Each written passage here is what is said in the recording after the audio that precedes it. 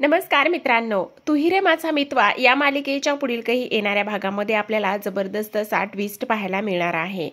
अर्णवने रागातच लावण्यासोबत साखरपुडा करण्याचं ठरवलेलं असतं।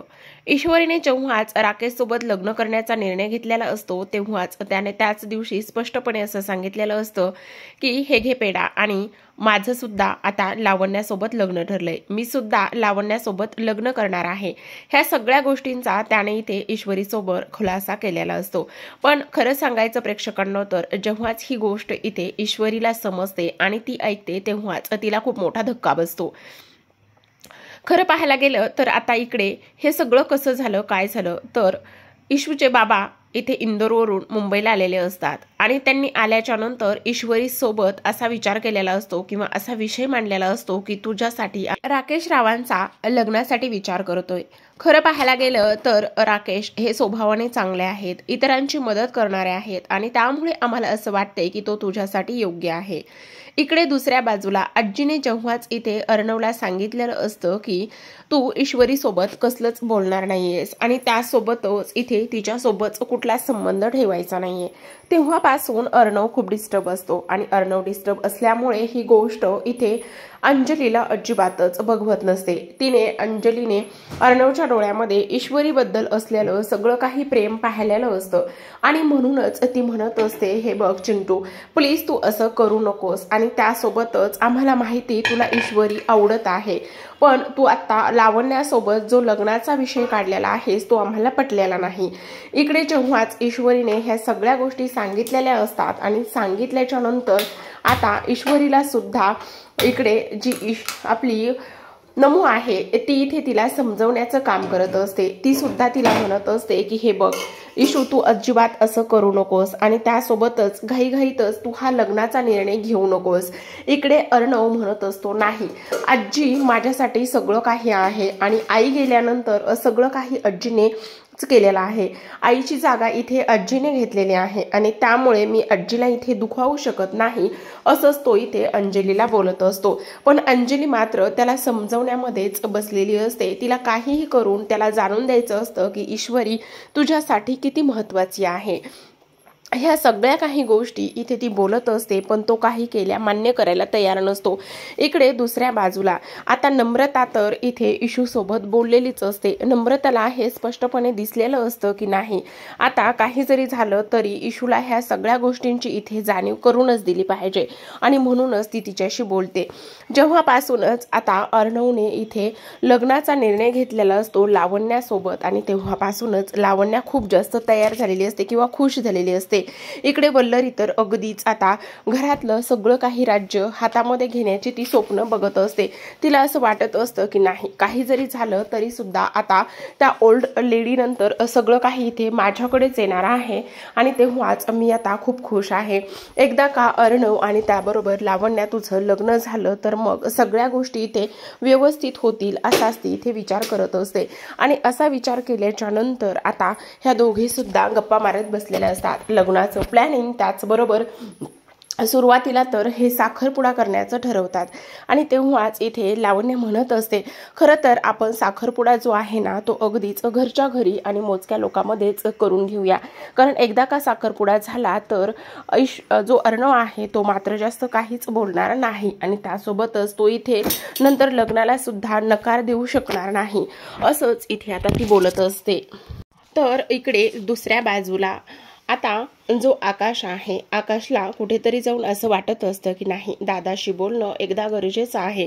ह्या सगळ्या गोष्टी आपण जर दादाला समजवल्या तर मग सगळ्यात चांगलं हेच होऊ शकतं, असंच इथे तो बोलत असतो। आणि तेव्हाच आता आकाश त्याच्या दादाकडे म्हणजेच अर्णवकडे जातो आणि अर्णवला म्हणत असतो, हे बघ दादा, मला माहिती तू मोठा आहेस आणि माझ्यापेक्षा जास्त अनुभव तुला आहे। आत्ता जेव्हापासून ईश्वरी तुझ्या आयुष्यात आलेली आहे तेव्हापासूनच तुझं वागणं आणि आत्ताचं वागणं ह्यामध्ये खूप फरक आहे. म्हणून मला असं वाटतंय की तू नक्कीच एकदा ईश्वरीचा विचार करावं.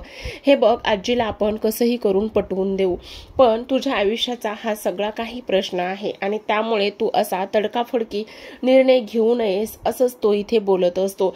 आणि तेव्हाच अर्णवला सुद्धा असं कुठेतरी जाऊन वाटत असतं की हे सगळं काही योग्य आहे का, पण तरी सुद्धा तो म्हणत असतो नाही, तिने इथे साखरपुड्यासाठी निर्णय घेतलेला आहे तर मग मी माझा निर्णय बदलणार नाही. आणि असा निर्णय घेतल्याच्या नंतर आता तो लगेचच इथे साखरपुडा करण्यासाठी तयार होत असतो.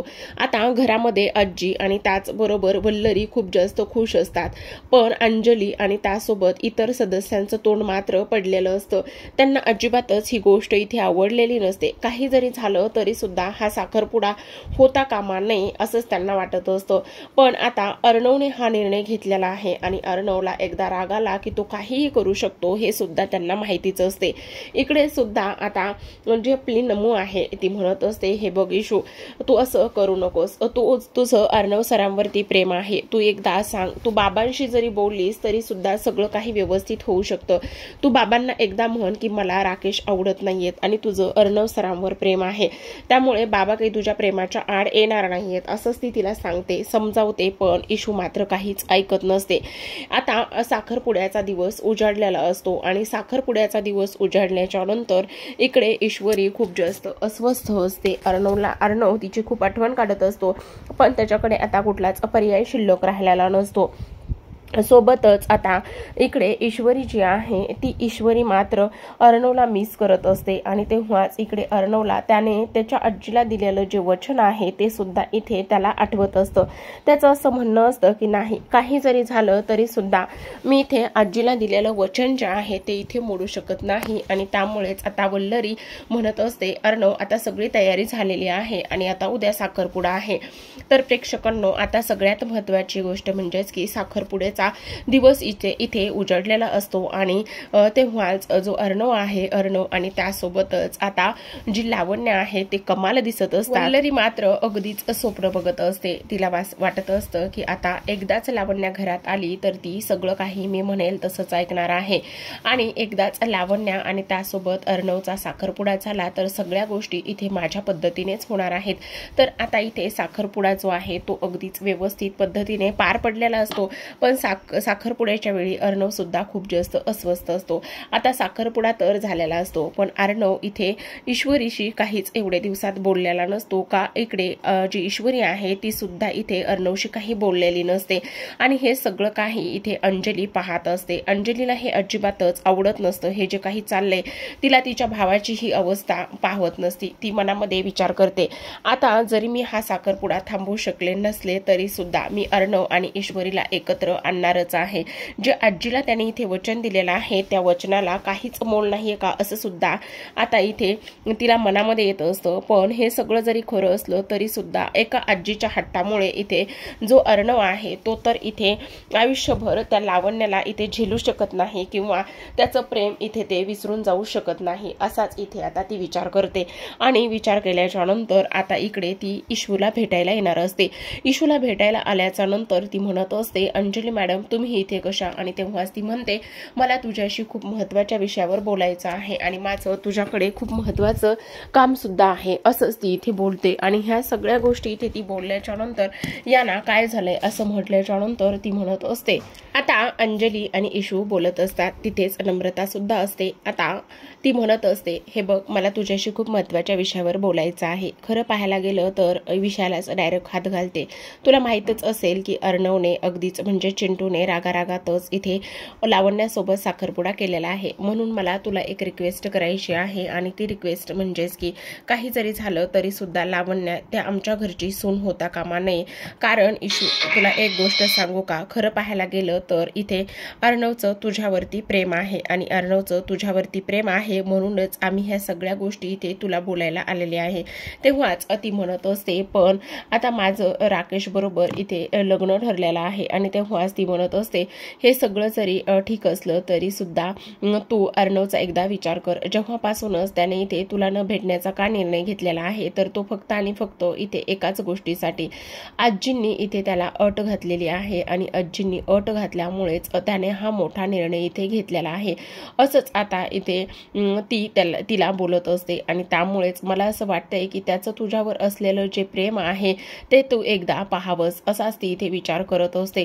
त्याचबरोबर आता इथे प्रेक्षकांनो दुसऱ्या बाजूला सगळ्यात महत्त्वाची गोष्ट म्हणजेच की जेव्हापासूनच इथे साखरपुडा झालेला असतो आणि साखरपुडा झाल्यापासूनच जो इथे अर्णव आणि लावण्य आहेत ते जास्त काही भेटत नसतात आणि भेटले तरी इथे लावण्याची खूप जास्त किरकिर चालू असते आणि तो म्हणत असतो खरंच नाही मी ह्या मुलीबरोबर राहू शकत नाही. जरी हिच्याबरोबर साखरपुडा झालेला असला तरी सुद्धा ही मात्र खूप जास्त मुलगी विचित्र आहे आणि त्याचबरोबर हिचं आणि माझं कधीच पटू शकत नाही असाच विचार आता इथे जो अर्णव आहे तो इथे करत असतो.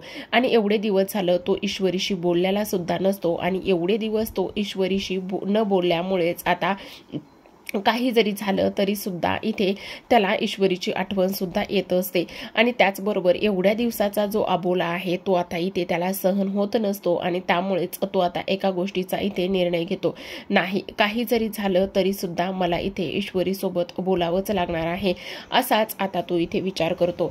आणि ह्या सगळ्या काही गोष्टींचा त्याने इथे विचार केल्याच्या नंतर आता इथे तो संध्याकाळी बाहेर गार्डनमध्ये फिरत असतो आणि संध्याकाळी बाहेर गार्डनमध्ये फिरत असताना नेहमीप्रमाणेच आपले मामा जे आहेत ते इथे त्याच्याशी बोलायला आलेले असतात आणि मामा म्हणत असतात की काय रे अर्णव काय झालेलं आहे आणि तू असा इथे बाहेर का बरं फिरत आहेस. आणि त्याचबरोबर इथे तो म्हणत असतो हो मामा काही नाही पण लावण्या सुद्धा तेव्हा तिथे येते आणि ती म्हणत असते काय झालंय चिंटू तू खूप जास्त अस्वस्थ आहेस. आणि तेव्हाच इथे अर्णव अक्षरशः लावण्य आणि त्या अंजली आणि त्यासोबतच इथे मामासोबत बसूनच रडायला लागलेला असतो. आणि रडायला लागल्याच्या नंतर ते त्याला विचारत असतात की काय झालेलं आहे नेमका प्रॉब्लेम काय आहे असं विचारत असतात. आणि तेव्हाच तो म्हणत असतो की मला त्या मुलीबरोबर इथे लग्न करायचं नाहीये माझं ईश्वरीवर प्रेम आहे. आणि तेव्हाच इथे ही गोष्ट ऐकल्याबरोबरच इथे अंजलीला प्रचंड आनंद होतो आणि तिला जणू काही इथे अर्णवच्या तोंडून हीच एवढ्या दिवसाची गोष्ट ऐकायची होती आणि म्हणूनच ती प्रयत्न करत होती. जेव्हाच इथे अर्णव ही गोष्ट बोलतो तेव्हा लगेचच ती इथे त्याच्या चिंटूला मिठी मारत असते आणि म्हणते खरंच अर्णव खरंच चिंटू बघ एवढे दिवस झालं तुला आम्ही हे सगळं काही सांगण्यासाठी बोलण्यासाठी कन्व्हिन्स करत होतो आणि तुझं प्रेम स्वीकारायला लावत होतो पण तू असा आहेस की तू ईश्वरवर असलेलं प्रेम स्वीकारू शकत नाहीयेस. आणि तुला अजून एक महत्त्वाची गोष्ट आम्हाला सांगायची आहे. आणि तेव्हाच तो म्हणत असतो कोणती आणि कुठची गोष्ट. तेव्हाच ती म्हणते तुझं सुद्धा ईश्वरचं सुद्धा तुझ्यावर प्रचंड प्रेम आहे. मी आजच तिच्याकडे जाऊन आलेली आहे आणि फक्त वेळ आहे ती आणि फक्त तुम्हा दोघांना एकत्र येण्याची आणि प्रेम स्वीकारण्याची. हे सगळं काही बोलल्याच्या नंतर इकडे दुसऱ्या बाजूला ईश्वरीला सुद्धा खूप जास्त हलकं हलकं वाटत असतं.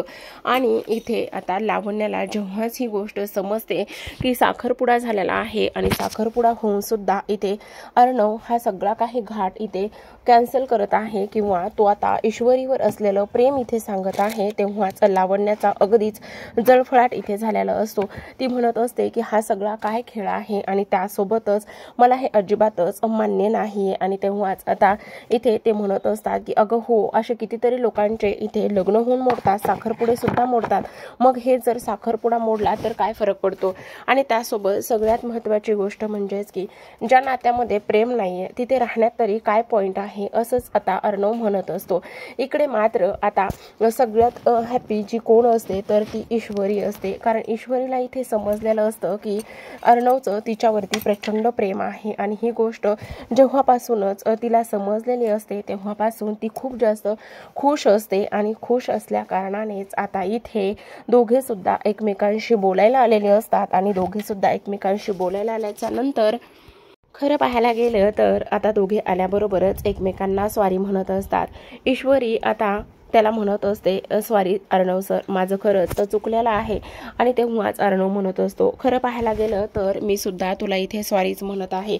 तेव्हाच आता ती म्हणत असते की नाही, अगोदर माझ्याकडून तुम्ही तोंड गोड करा आणि मी तुम्हाला सॉरी म्हणणार आहे. आणि खरंच पाहायला गेलं तर इथे त्या दिवशी मी तुम्हाला स्पष्टपणे सांगायला हवं होतं, पण अर्णव म्हणत असतो की नाही, खरं तर माझी चुकलेलं आहे. मला अगोदर तुझ्यावर प्रेम झालं होतं, तेव्हा मी तुझ्या प्रेमात पडलो होतो. मग तेव्हाच मी ही गोष्ट तुला अगोदर सांगायला हवी होती, पण मी तुला अगोदर ही गोष्ट सांगितली नाही आणि त्यामुळेच खरंच सॉरी, असंच इथे आता अर्णव बोलत असतो.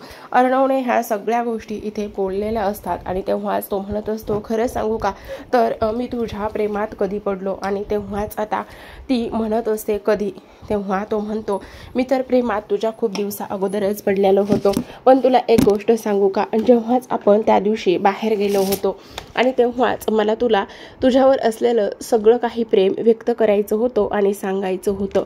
पण मला त्या दिवशी असं वाटलं की जर मी तुला माझ्या मनात असलेलं प्रेम सांगितलं किंवा जर तुला प्रपोज केलं तर तू मला सोडून गेली असतीस आणि म्हणूनच मी तुला प्रपोज केलं नाही. मला तुझी मैत्री गमवायची नव्हती, असंच तू तिला सांगत असतो. इकडे दुसऱ्या बाजूला अर्णवने साखरपुडा तोडलेला असतो, त्यामुळे आजी खूप चिडलेल्या असतात. राकेशला तर आता अगदीच सळो की पळो झालेलो असतो, कारण त्याचं आणि ईश्वरीचं लग्न ठरलेलं असतं. आणि त्याचं आणि ईश्वरीचं लग्न ठरल्याच्या नंतर हा सगळा काही गोंधळ इथे झालेला असतो आणि त्यामुळे त्याला खूप राग आलेला असतो. राग तर खरं त्याला कोणाचा आलेला असतो, तर तो म्हणजेच की इथे आता अंजलीचा. आणि अंजलीचा राग आल्याच्या नंतर तो म्हणत असतो, हिला काय गरज होती एवढ्या सगळ्या काही गोष्टी ते करण्याची, आणि त्यासोबतच हिला मला एका शब्दाने सुद्धा सांगावंसं वाटलं नाहीये का, नवरा म्हणून हिचं काही आहे की नाही, असंच तो बोलतो. आणि तेव्हा त्याची प्रचंड राग आणि त्यासोबतच इथे चिडचिड सुद्धा तेवढीच प्रेक्षकांना इथे होत असते. आता सगळ्यात महत्त्वाची गोष्ट म्हणजेच की राकेश प्रचंड त्रागा करत असतो, त्याला राग आलेला असतो. तो म्हणत असतो, नाही, ही इंदोरी जिलेबी फक्त आणि फक्त माझीच आहे आणि ही कोणाची बाकी होऊ शकत नाही, असाच तो विचार करतो. पण इकडे मामाच्या डोक्यामध्ये येत असतं की हा राकेश नेमका आहे कोण आणि त्यासोबत ईश्वरीचं लग्न ठरलं होतं, असा मामांच्या डोक्यामध्ये विचार येत असतो. पण आता एक गोष्ट तर मात्र नक्की असते, वल्लरीचा त्रागा सुद्धा दिसत असतो. पण आता मामा तिला समजावतात, हे बघ वल्लरी, अजिबातच आता तू अर्णवच्या विरोधात जाऊ नकोस. अर्णवचं इथे ईश्वरीवर प्रेम आहे आणि तेच योग्य आहे आणि त्यासोबतच आपण ह्या दोघांची पत्रिका पुन्हा दुसऱ्या कोणाला तरी दाखवू, असं आजीला ती म्हणते. आणि तेव्हाच इथे आजी आणि त्याचबरोबर ईश्वरी मंदिरामध्ये जातात आणि मंदिरामध्ये एका ठिकाणी ती पत्रिका दाखवतात आणि तेव्हाच सगळं सत्य बाहेर येत असतं. तर इकडे दुसऱ्या बाजूला अर्णव म्हणत असतो, तेव्हाच मी तुझ्या प्रेमात पडलो होतो आणि खरं प्रेम मला तेव्हाच झालं होतं. आणि तेव्हाच ईशू म्हणत असते, हो सर, मला सुद्धा तुम्ही खूप आवडता, पण खरं सांगू, तुम्ही एवढे मोठे श्रीमंत आणि मी गरीब, त्याचसोबत इथे घरामध्ये सगळेजण माझा राग करतात. खरं पाहायला गेलं तर आजींना मी पूर्वी आवडायची, पण आता हल्ली आजींचं सुद्धा माझ्यासोबतचं वागणं बिघडलं होतं आणि वल्लरी मामींना तर माझा एवढा राग येतो, म्हणूनच मी काही सांगितलं नाही. आणि तेव्हाच आता ती म्हणत असते, पण तुम्ही मुद्दामूनच राग करतच लग्नाचा विचार केला होता ना, आणि जेव्हाच तुम्हाला माझ्यावर एवढं प्रेम होतं तर मग लग्नाचा विचार का बरं केला. तेव्हा तो म्हणतो की मग तू तरी कुठे मला सांगितलं होतंस की माझं तुझ्यावर प्रेम आहे म्हणून, नव्हतं ना सांगितलं. तेव्हाच इथे ती म्हणत असते, हो अर्णव सर, अगदीच बरोबर आहे. आणि अशा पद्धतीनेच आता अर्णवने लावण्यासोबतचा जो साखरपुडा आहे तो मोडतच इथे ईश्वरीचा हातामध्ये घेतलेला असतो आणि ईश्वरीला प्रपोज सुद्धा केलेलं असतं. इकडे लावण्याचा मात्र जळफळाट झालेला असतो आणि ईश्वरी आणि त्यासोबतच आता अर्णवचं लवकरच धुमधडाक्यात लग्न होणार असतं. पण इकडे आता जी लावण्य आहे तिला मात्र प्रचंड राग येत असतो. पण आता यापुढे ती काय पावलं उचलेल हे पाहणं खूपच जास्त इंटरेस्टिंग आणि रंजक असणार आहे. तर अशाच नवनवीन आणि सोबत डेली मालिकांचे अपडेट्स आणि ट्विस्ट जाणून घ्यायचे असतील, पाहायचे असतील तर आपल्या चॅनलला सबस्क्राईब